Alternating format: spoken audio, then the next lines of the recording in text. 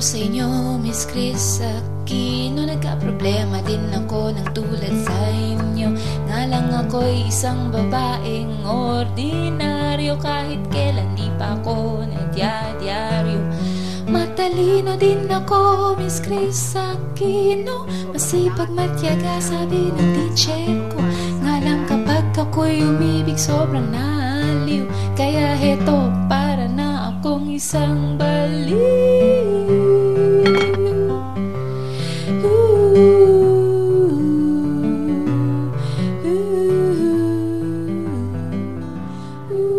Bakit naman kasi pansit ang naisip mo ibenta? Wala namang panahon ng pansit, no? Tingnan mo, tuwing tag-init ang kakainin ng tao sa bakonyelo, kaya halo-halo. Pag tagulan, lugaw o kaya mami. Kung tuwing Pasko, puto bumbong o kaya bibingka. Dapat yung mga sikat ngayon ang benta mo. Putlong, kwek-kwek, popcorn. Pinakasikat dito, fishball. Kailan nga bang panahon ng pansit? Lintik na ipis.